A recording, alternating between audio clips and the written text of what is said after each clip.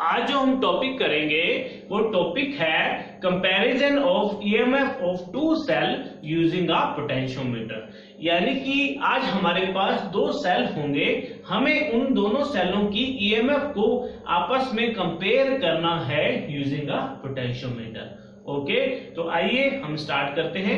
I hope आपने मेरे पिछले लेक्चर जो कि पोटेंशियोमीटर पे बेस है आपने देख लिए होंगे, ताकि आपको पोटेंशियोमीटर का जो प्रिंसिपल है वो क्लियर हो गया होगा। तो आइए स्टार्ट करते हैं।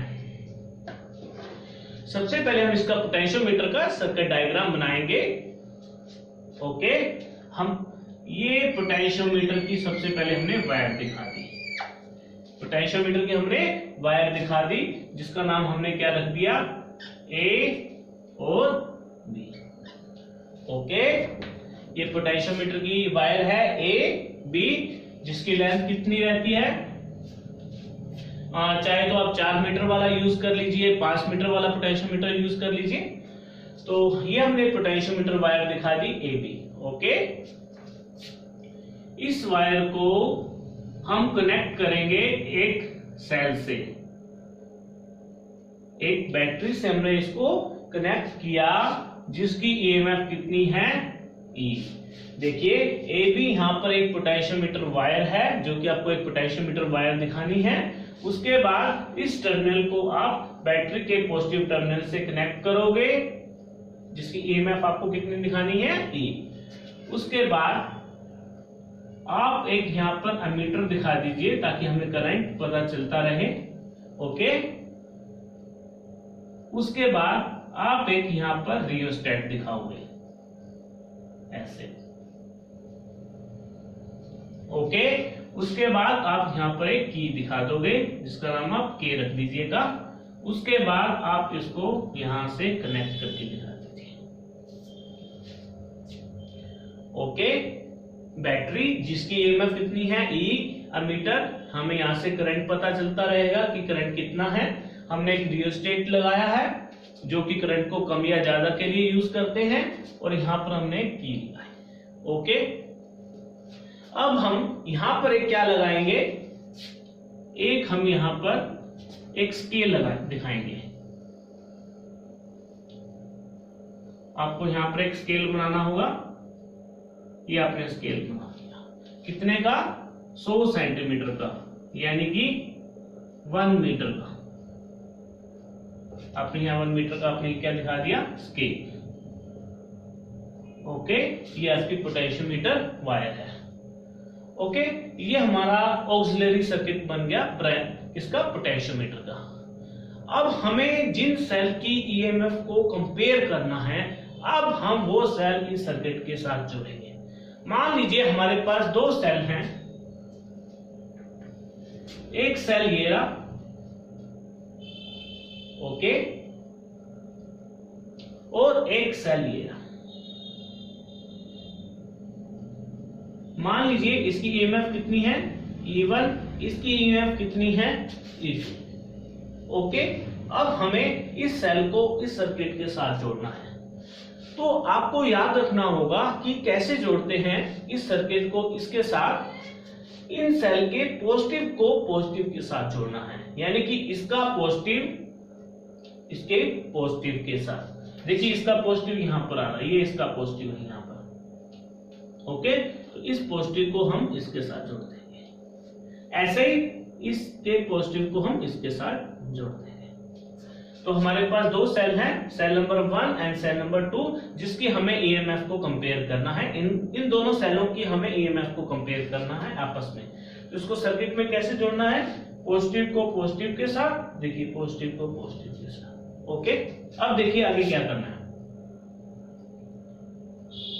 ओके, हम इन सेल्स को आगे किसके साथ जोड़ते हैं, गैल्वेनोमीटर के साथ। किसके साथ जोड़ते हैं, गैल्वेनोमीटर के साथ। और गैल्वेनोमीटर के साथ हम आगे किसको जोड़ते हैं, जॉकी के साथ, जो कि एक स्लाइडिंग प्रोटेक्ट होता है। ओके, अब देखिए मैंने यहां से क्या करना है आपको, जैसे कि आपको दोनों सेल की ईएमएफ को कंपेयर करना होगा, यानी कि एक बार आपको गैल्वेनोमीटर को इसके साथ जोड़ना होगा और अगली बार इसके साथ। तो मैं यहां पर क्या करता हूं, एक टू वे स्विच यहां मैं पर यूज करूंगा। क्या यूज करूंगा?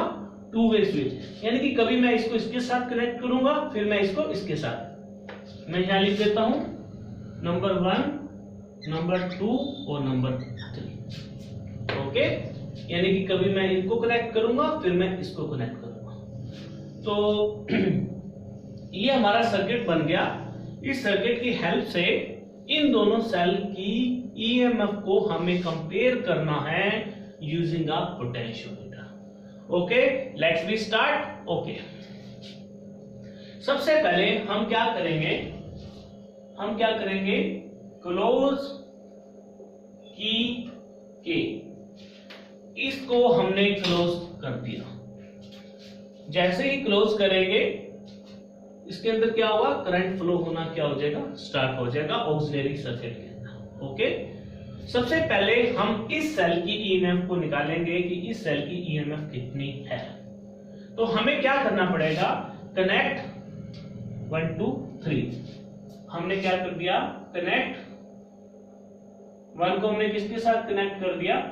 3 के साथ। ओके, यानी कि अब ये सेल यहां पर कनेक्टेड हो गया। ओके, अब हम जोकी को क्या करेंगे? स्लाइड करेंगे। जोकी को हम ऐसे कनेक्ट करेंगे, ऐसे। देखिए, हम जोकी को स्लाइड करते रहेंगे। कब तक स्लाइड करेंगे?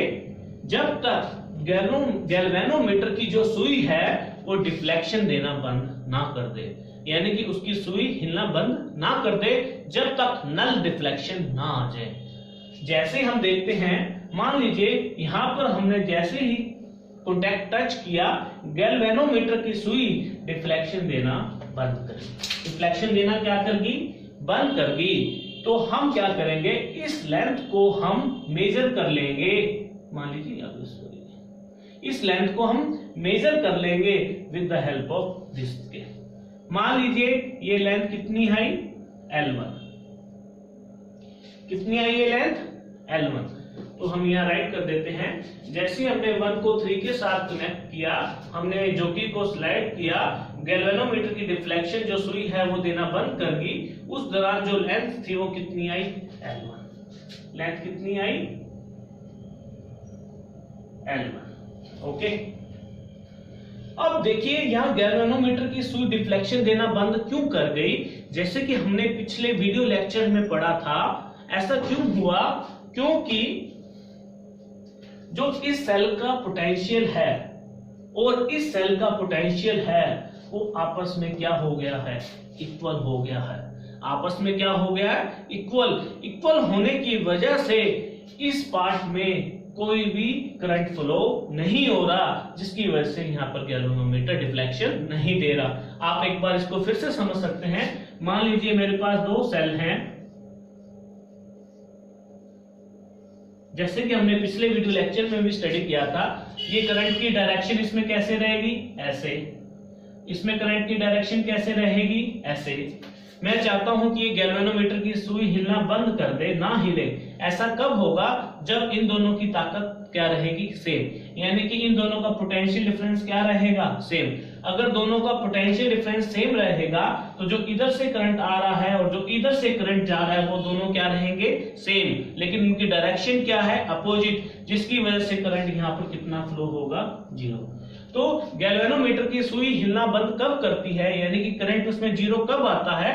जब इसका पोटेंशियल डिफरेंस और इसका पोटेंशियल डिफरेंस क्या होता है? आपस में इक्वल।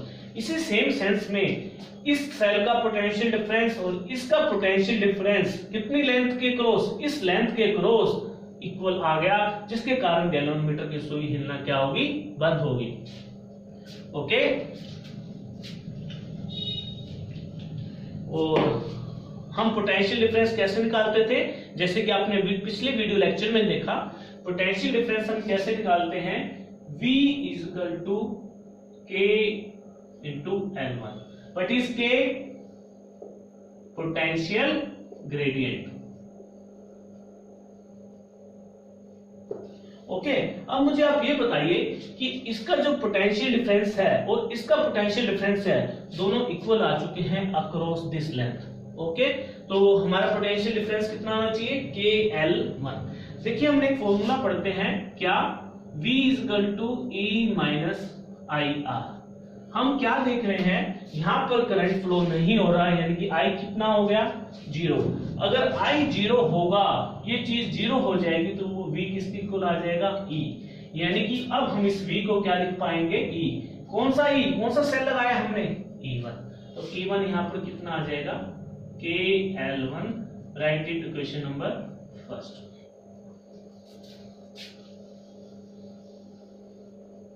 ओके, तो हमने इस सेल की ईएमएफ कितनी निकाली, KL1। Okay, step number 2।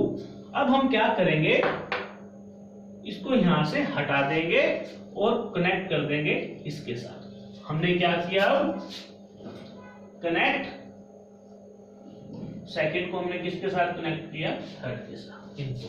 अब हम देखेंगे कि जो हमारी जोकी है, अब उसको हम हिलाते हैं, कि हमने जोकी को पकड़ा, ऐसे ऐसे अब हम हिला रहे हैं इसको, इसके साथ कांटेक्ट में कर रहे हैं। हम कब तक इसको हिलाते रहेंगे, कांटेक्ट में रहेंगे, तब तक गैल्वेनोमीटर की डिफ्लेक्शन देना बंद ना कर दे। मान लीजिए ये सुई डिफ्लेक्शन देना यहाँ पर बंद कर दे, यहाँ पर करंट कितना हो गया, 0। उस दौरान हमने देखा कि यहां से हमने स्केल से जो लेंथ देखी वो कितनी देखी, मान लीजिए कितनी आई, वो L2, व्हाटएवर कितनी है, मान लीजिए कितनी आई, L2। यानी कि इसका पोटेंशियल डिफरेंस इसके पोटेंशियल डिफरेंस के क्रॉस इक्वल हो गया, क्रॉस दिस लेंथ। तो उसका फॉर्मूला क्या होता है, हम जानते हैं, यहां पर लेंथ अब कितनी आई, L2। तो पोटेंशियल डिफरेंस का फॉर्मूला क्या होता है, K इनटू लेंथ कितनी आई, L2।